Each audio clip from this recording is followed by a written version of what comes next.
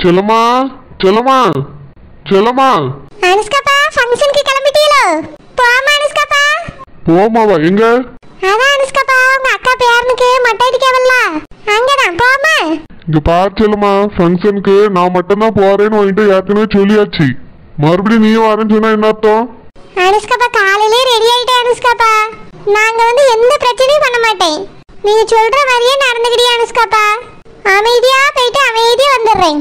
கூட்டிட்டு போங்க அனுஷ்காப்பா. ஃபங்க்ஷனுக்கு எல்லாரும் வருவாவ.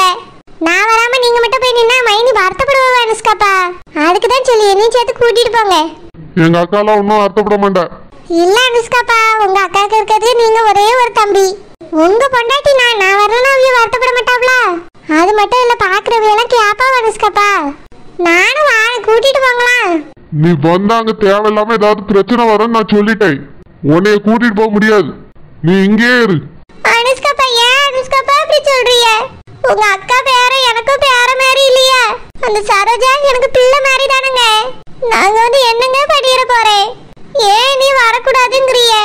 சும்மா சாதாரணமா இருக்கும்போதே உங்க அக்காவை பார்க்க போட ரொம்ப சந்தோஷப்படுவாங்க. ஒரு ஃபங்க்ஷன் எடுத்து வச்சிருக்காவ, இதுக்கு போக கூடாதுன்னு சொல்றீங்களங்க. கூட்டிட்டு போங்க அனுஷ்காப்பா.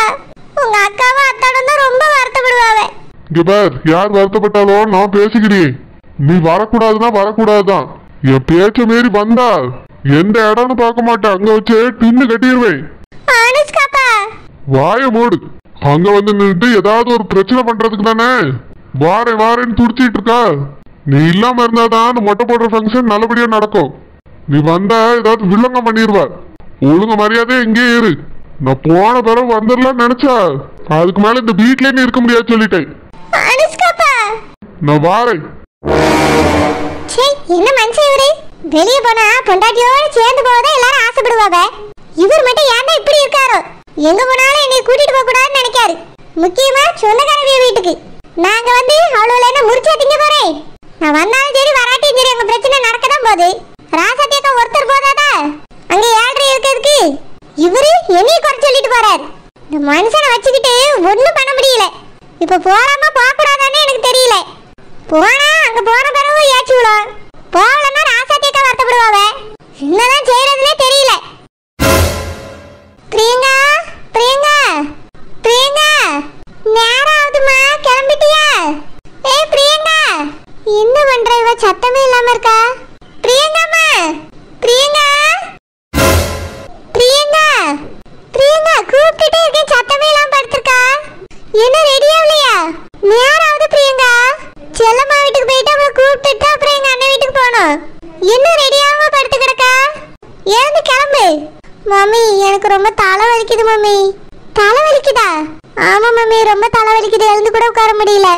சரி பிரியங்கா, மாத்திரை எடுத்துட்டு வரட்டுமா? மாத்திரை போட்டுட்டு டக்குன்னு ரெடி ஆகு. முடியாது மம்மி, மாத்திரை எல்லாம் வேண்டாம். கொஞ்ச நேரம் ரெஸ்ட் எடுத்தாலே சரியாயிரும். பிரியங்கா சொல்றத கேளு, நீ ரெடி ஆகு. ஹாஸ்பிட்டல் போயிட்டு அதுக்கப்புறம் அங்க போகலாம். செல்லம்மா வேணா ஹாஸ்பிட்டலுக்கு வான்னு சொல்லிடுறேன். அதெல்லாம் ஒன்றும் வேண்டாம் மம்மி, நான் ஹாஸ்பிட்டலுக்குலாம் வரல. எதுக்கு பிரியங்கா அப்படி சொல்ற? ஃபங்க்ஷனுக்கு வரணும்ல. நான் எங்கேயும் வரல மம்மி, நான் ரெஸ்ட் எடுக்க போறேன். எதுக்கு பிரியங்கா? இல்ல மம்மி, எனக்கு அங்க வரதுக்கே இன்ட்ரெஸ்ட் இல்ல. அந்த சரோஜாவும் குழந்தையும் ரொம்ப சந்தோஷமா இருப்பாங்க. அப்புறம் அந்த ஃபங்க்ஷனுக்கு அந்த ஆளு வருவாரு. யார் மாவும்? புருஷனா? புருஷன்லாம் அவரை சொல்லாதீங்க மம்மி, மிஸ்டர் சரத் பாபுன்னு சொல்லுங்க. அவரு கண்டிப்பா அந்த ஃபங்க்ஷனுக்கு வருவாரு. ஏன்னா அவரு சரோஜா ரிலேஷன்ல. கண்டிப்பா அந்த சரோஜா கூப்பிட்டுருப்பா. அதனால அந்த கிழக்காம்பட்டி அவர் அப்பா எல்லாரும் வந்திருப்பாங்க. அதனால எனக்கு அந்த ஃபங்க்ஷனுக்கு வரதுக்கே இன்ட்ரெஸ்ட் இல்லை மம்மி. எனக்கு உடம்பு சரியில்லைன்னு மாமாட்ட சொல்லிருங்க, நான் ஃபங்க்ஷனுக்கு வரல. பிரியங்கா நீ வரலன்னா மாமா ரொம்ப வருத்தப்படுவாருமா. உடம்பு சரியில்லைன்னு சொல்லுங்க மம்மி. உடம்பு சரியில்லைன்னா என்ன ஒரு மாத்திரை போட்டுட்டு வர வேண்டியதானேன்னு கேட்பாவ. ரொம்ப உடம்பு சரியில்லை, சீரியஸா இருக்கேன்னு சொல்லுங்க. ஐயோ அப்படி எப்படிமா சொல்ல முடியும்? சொல்லுங்க மம்மி, ஹாஸ்பிட்டல்ல சேர்த்து வச்சிருக்குன்னு சொல்லுங்க. ரொம்ப சீரியஸான நிலைமையில தான் பிள்ளை இருக்கான்னு சொல்லுங்க. ஏன்னு கேட்டா இந்த மாதிரி அவளுக்கு நடந்துருச்சு, அதனால அவ சீரியஸ் ஆயிட்டான்னு சொல்லுங்க. என்னால இந்த ஃபங்க்ஷனுக்கு வர முடியாது மம்மி, வரதுக்கே எனக்கு சுத்தமா இன்ட்ரெஸ்டே இல்ல. சரோஜா ரொம்ப சந்தோஷத்துல இருப்பா. எனக்கு கிடைக்க வேண்டிய வாழ்க்கை அவளுக்கு கிடைச்சிருச்சு, அந்த சந்தோஷத்துல அவ இருப்பா. அங்க வந்துட்டு என்னால ஃபீல் பண்ணிட்டுலாம் இருக்க முடியாது மம்மி. சரிம்மா, நீ யாரையும் பார்க்காண்டா, நீ பாட்டுக்கு ஒரு இடத்துல இரு, என் வேன்ல கூட இரு, ரெஸ்ட் எடுத்துட்டு இரு. நான் மாமாட்ட சொல்லி அவளுக்கு உடம்பு சரியில்லை அதனால ரெஸ்ட் எடுக்கா அப்படின்னு. மம்மி சொன்னா புரிஞ்சுக்கங்க மம்மி. எனக்கு வரதுக்கு இன்ட்ரெஸ்ட் இல்ல. நீங்க போயிட்டு வாங்க. இல்லம்மா, மத்தவியல விடு. உங்க மாமா வருத்தப்படுவார்ல, அதான் அம்மா கூப்பிடியே. நீங்க மாமாட்ட சொல்லுங்க, மாமா புரிஞ்சுப்பாங்க. அத்தைட்டையும் சொல்லுங்க, அவங்களும் புரிஞ்சுப்பாங்க. ஹாஸ்பிட்டல்ல சேர்த்து வச்சிருக்கேன், நான் ஃபங்க்ஷன் முடிச்சிட்டு என் பிள்ளைய போய் பார்க்கணும்னு சொல்லுங்க. பிரியங்காம்மா, மாமி ஒரு தடவை சொன்னா புரிஞ்சுக்க மாட்டீங்களா? எனக்கு வரதுக்கு இஷ்டம் இல்ல மாமி.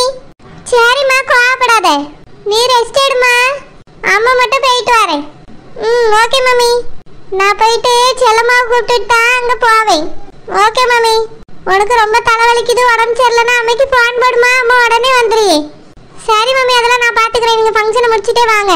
ஆனால் ஒன்று மாமி, அந்த சரோஜா அந்த ஃபங்க்ஷனில் ஹாப்பியாகவே இருக்கக்கூடாது. அந்த மாதிரி ஏதாவது ஒன்று பண்ணுங்க மாமி. அவ்வளோதானம்மா, நான் பார்த்துக்கிறேன். அதுக்காக தானே நான் செல்லம்மாவை கூட்டிகிட்டே இந்த ஃபங்க்ஷனுக்கு போக போகிறேன். இந்த ஃபங்க்ஷனில் அவன் நிம்மதியாகவே இருக்க மாட்டா. அந்த மாதிரி நானும் அவளும் சேர்ந்து செய்கிறோம். ஓகே மாமி. சரி பிரியங்கம்மா, ரெஸ்ட் எடு, அம்மா போயிட்டு வரேன். ஓகே மாமி. எனக்கே அந்த ஃபங்க்ஷனுக்கு வரதுக்கு பிடிக்காம தான் தலை வலிக்குதுன்னு சொல்கிறேன். அது கூட மம்மிக்கு புரியல.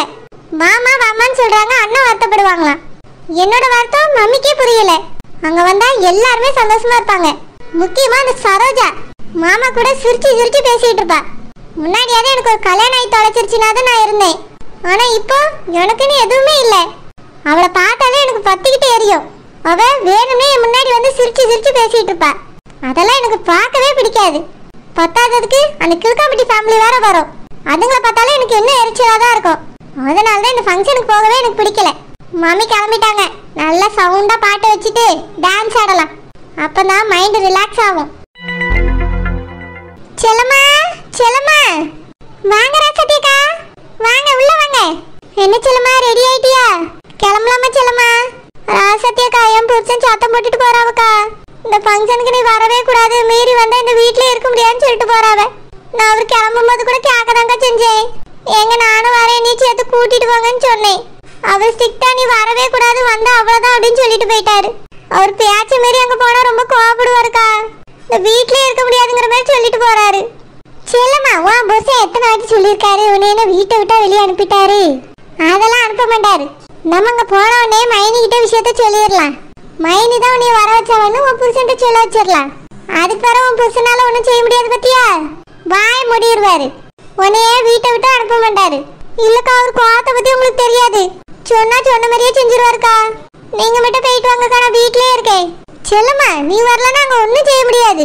நம்ம என்ன ஃபங்க்ஷன் நல்லபடியா நடக்கிறது பாக்குறதுக்கு அங்க போறோம். அந்த சரோஜா அம்மைய அவமானப்படுத்தணும், அதுக்கு தானே போறோம். ஆமாக்கா, இருந்தாலும் என் புருஷன் வீட்லயே இருக்க கூடாதுன்னு சொல்லிட்டு போறாப்ல. அதான் கொஞ்சம் பயமா இருக்கு. நான் இருக்கேன்ல, நான் வந்து வீட்டுல வந்து கூட்டிட்டு போனேன்னு சொல்லு. அப்புறம் மைனி தான் போன் போட்டு வர சொன்னாவன்னு சொல்லு. மைனிக்கிட்டே விஷயத்த சொல்லிடுவோம். உன் புருஷன் அதெல்லாம் ஒன்றும் கோவப்பட மாட்டாரு. பாத்துக்கிடலாம் செல்லம்மா. சரிக்கா, ஒரு நிமிஷம் இருங்கக்கா, ஹேண்ட்பேக் மட்டும் எடுத்துட்டு வந்துடுறேன். சரி செல்லம்மா, எடுத்துட்டு வா. ஒரே கல்ல இன்னைக்கு 2 மாங்காய் அடிக்க போறேன். இவளை கூட்டிட்டு போய் அந்த சரோஜா அம்மைய அவமானப்படுத்தணும். அதை வச்சே இவ புருஷனே இவளை வீட்டை விட்டு துரத்த வைக்கணும். எப்ப பார்த்தாலும் நான் என் புருஷன் கூட இல்ல இல்லன்னு கிண்டல் பண்ணிக்கிட்டே இருக்கா. இவளை இவன் மவளை மட்டும் புருஷன் கூட இருக்காவல்ல, அதனாலதான் எங்களை கிண்டல் பண்ணியா? எங்க நேரமா என்னவோ தெரியல, என் வாழ்க்கை இப்படி ஆயிப்போச்சு, என் பிள்ளை வாழ்க்கை இப்படி ஆயிப்போச்சு. இவளையோ இப்ப புருஷன் கிட்ட இருந்து பிரிச்சாதான் இந்த மாதிரி பேசுறது முதல்ல நிறுத்துவா. அதுக்காகவே பிரிக்கிறேன். அப்பதான் நான் யாருன்னு இவளுக்கு தெரியும். ராசத்திக்கா, போமாக்கா? போலாம் செல்லம்மா. ஆமா, நம்ம ஏற்பாடு பண்ண ஆட்கள் கரெக்டா வேலையை முடிச்சிருவானுவலா? அதெல்லாம் கரெக்டா முடிச்சிருவானுவக்கா. நீங்க தான் அந்த மீனாவோட போட்டோ கூட இல்லைன்னு சொல்லிட்டீங்க. ஆமா செல்லம்மா, அவ போட்டோ எனக்கு எதுக்கு? நான் என் போன்ல ஒரு நாள் அவளை போட்டோ எடுத்ததே இல்லை. என் புருஷன் போன்ல வேணா இருக்கும், அவரும் அங்க கிடக்காரு. அதனால என்கிட்ட போட்டோவே இல்லை செல்லம்மா. வாங்கிட்ட ஏதாவது அவ போட்டோ இருக்கா? இருந்திருந்தாதான் நான் போட்டோ எடுத்திருப்பேனேக்கா. என்கிட்டயே அந்தாக்கா போட்டோ கிடையாது. நீங்க அனுப்பின அட்ரஸை மட்டும் தான் அவளுக்கு அனுப்புனேன். அப்புறம் சின்ன பிள்ளை மாதிரி ட்ரெஸ் போட்டிருப்பா அப்படின்னு அடையாளம் சொல்லியிருக்கேன். அந்த பொறி உருண்டை நான் பார்த்துக்கிட்டேன்கான்னு சொல்லிட்டான். செல்லம்மா, அவ மட்டும் தான் வீட்டுல தனியா இருப்பா. மைனி என் புருஷனையும் அந்த ஃபங்க்ஷனுக்கு கூப்பிட்டாவலாம். என் புருஷன் வருவாருங்கிற மாதிரி தான் மைனி சொன்னாவே. அதனால அவ மட்டும் தானே இருப்பா. அதனால எந்த கன்ஃபியூஷனும் வராது. ஆமாக்கா, எந்த கன்ஃபியூஷனும் வராது. இருந்தாலும் ஒரு போட்டோ இருந்ததுன்னா சரியா வந்திருக்கும். போட்டோ எதுக்கு செல்லுமா? போட்டோ வேலை கன்ஃபியூஷன் தான் ஆகும். போன தடவை அப்படிதான் வேற ஒரு பொண்ணு கடத்துறதுக்கு பதிலா உன் பிள்ளையை கடத்திட்டானுவே. அதான் அட்ரஸ் அனுப்பிட்டால, எந்த பிரச்சனையும் வராதுன்னு தான் நினைக்கிறேன். கரெக்டா சொன்ன வேலையை முடிச்சிருவாங்க. ஆமாக்கா, அதெல்லாம் முடிச்சிருவானுக்கா. வேலையை முடிச்ச உடனே நீங்க ரூபாய் மட்டும் போட்டு விட்டுருங்க, இல்லைன்னா பெரிய பிரச்சனை ஆயிரும். அதெல்லாம் நான் ரூபாயெல்லாம் பேசினபடி கொடுத்துருவேன். வேலையை மட்டும் முடிச்சா போதும். சரிக்கா, பிரியங்கா எங்க? நீங்க மட்டும் வந்திருக்கீங்க? அது வந்து செல்லம்மா, பிரியங்காவுக்கு கொஞ்சம் உடம்பு சரியில்லை. ஐயோ, பிள்ளைக்கு என்னாச்சுக்கா? ஒன்னும் இல்லை செல்லம்மா, தலை வலிக்குதுன்னு சொன்னா. நான் ஹாஸ்பிட்டல் போயிட்டு ஃபங்க்ஷனுக்கு போவேன்னு சொன்னேன். அவதான் எனக்கு அங்கே வரதுக்கு இஷ்டம் இல்லை, அங்கே எல்லாரும் வருவாவே, எனக்கு பார்க்கவே பிடிக்கல அப்படின்னு சொல்லிட்டா. யாருக்கா வருவாவ? அந்த சரோஜாக்கு சரத்பாபு சொந்தக்காரன் தானே, அவன் வருவான்ல. அதான் என் பிள்ளைக்கு அங்கே வரதுக்கு பிடிக்கல. அது மட்டும் இல்லை, இந்த சரோஜா வாழ்க்கையை தட்டி பறிச்சுட்டா. அவ அங்கே சந்தோஷமா இருப்பா, அதை பார்க்கறதுக்கும் என் பிள்ளைக்கு பிடிக்கலன்னு சொல்லிட்டா. அதனால வரல செல்லம்மா, நம்ம மட்டும் போவோம். அப்படியாக்கா? பிள்ளைக்கு வருத்தம் இருக்க தானே செய்யும். ஆமா செல்லம்மா, என் பிள்ளை ரொம்ப வருத்தப்படுறா. அந்த சரோஜாவை இந்த ஃபங்க்ஷன்ல நிம்மதியாவே இருக்க விடக்கூடாது. அவ அம்மகாரியை அவமானப்படுத்தி அவளை ஆள வைக்கணும் செல்லம்மா. ராசத்தி அக்கா, அதுக்கு தானே நம்ம போறோம். ஃபங்க்ஷன்ல அந்த சரோஜா நிம்மதியாவே இருக்க மாட்டா. சரி செல்லம்மா, கிளம்புவோமா? சரிக்கா, வாங்க போவோம்.